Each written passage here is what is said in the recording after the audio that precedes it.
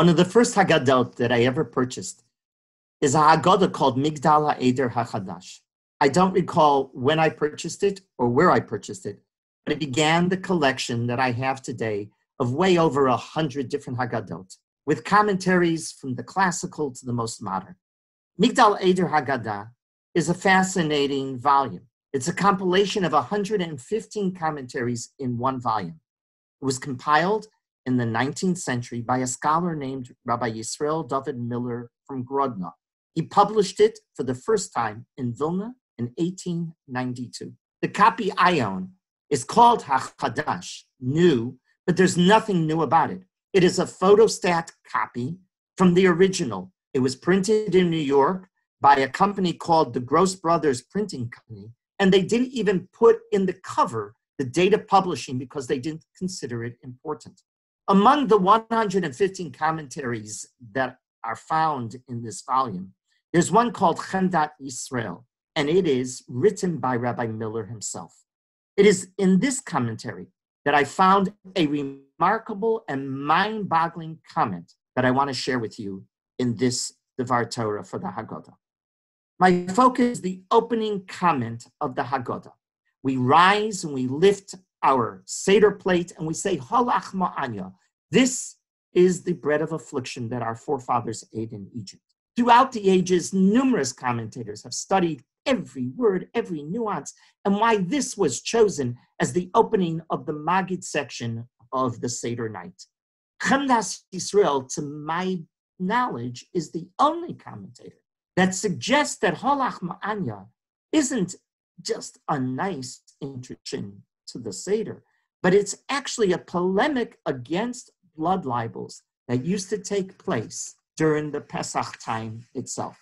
Rabbi Miller, in the late 19th century, remarkably claimed that blood libels had to be responded because it was the worst thing that was happening to Jews for 600 years. He therefore reads every word as a refutation against those who perpetrated the blood libels against the Jews, claiming we would kill Christians so we had blood for our matzot.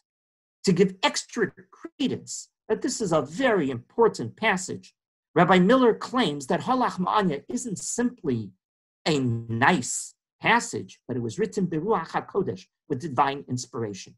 And Miller then takes passage by passage, sentence by sentence, and analyzes it in a most fascinating fashion. Let's take a look.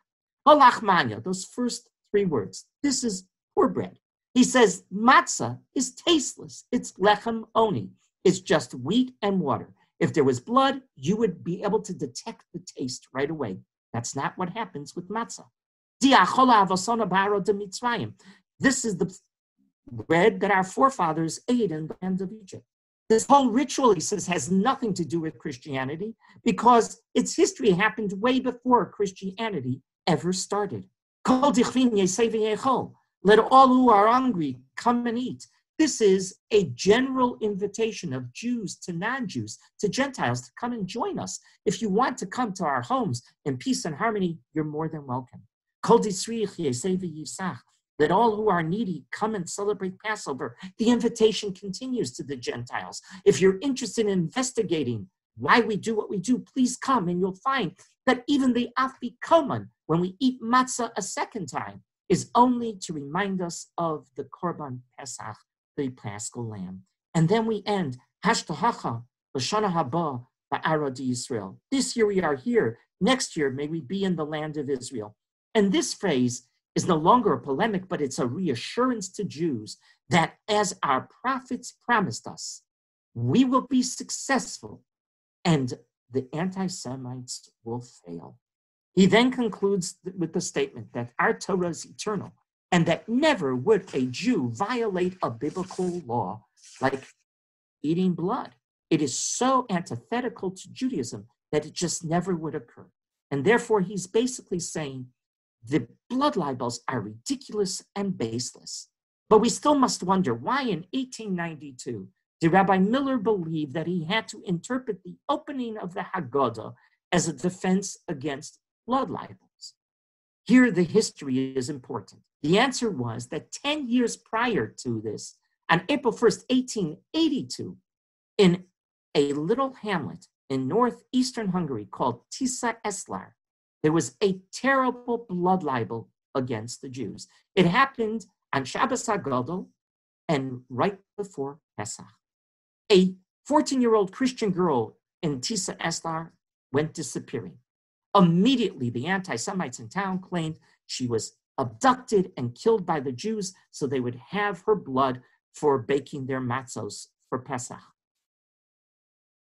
She was found eventually. Subsequently, she was found drowned in the river right near the town, but that didn't stop the anti-Semites.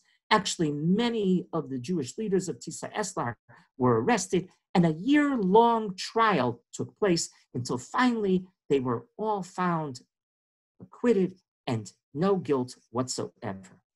But the whole blood libel left an indelible mark on the Jews of Europe at the time.